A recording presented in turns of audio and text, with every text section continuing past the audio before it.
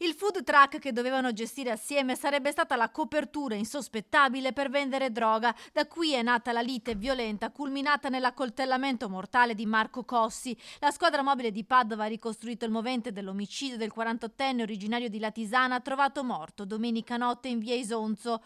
Questa mattina è stato portato in carcere il suo socio Samuele Donadello, 47enne padovano, con cui Cossi domenica sera aveva un appuntamento.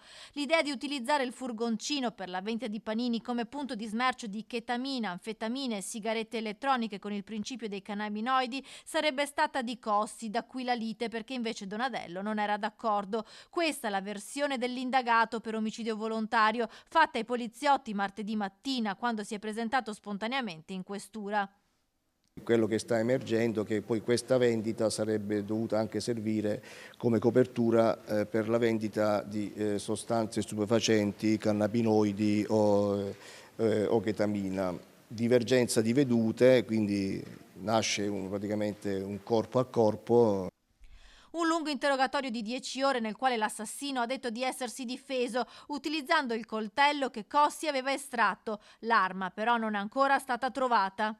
Andremo anche a ricostruire nell'ambito lavorativo tutto ciò che la vittima ha fatto. Stessi accertamenti vengono fatti nei confronti dell'odierno indagato in stato di arresto. Un omicidio efferato, quello che il questore ha definito con il termine tecnico di overkilling, ovvero un eccesso di violenza dell'aggressore nei confronti della vittima. Oltre 15 coltellate al collo, al volto, al torace. La squadra mobile aveva individuato Donadello 15 ore dopo il ritrovamento del corpo di Cossi. Ad incastrarlo i messaggi trovati nel cellulare della vittima, nel quale si davano appuntamento in via Isonzo per fumare.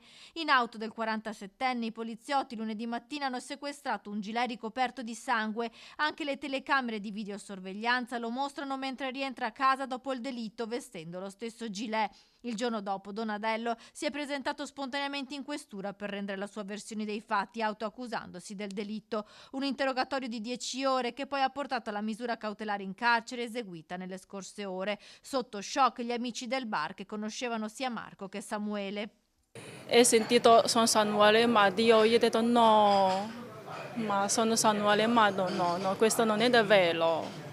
Domenica sera Cossi, dopo aver cenato con la mamma, era uscito di casa alle 20, dopo aver inviato un messaggio a Donadello che lo ha raggiunto in via Isonzo. La lite, iniziata nella macchina della vittima, trovata con le porte aperte e le chiavi ancora inserite. L'arma del delitto ancora non si trova, potrebbe essere finita in una discarica, ma dal tipo di ferite si tratterebbe di un coltello tipo baionetta. Sul corpo della vittima sono stati disposti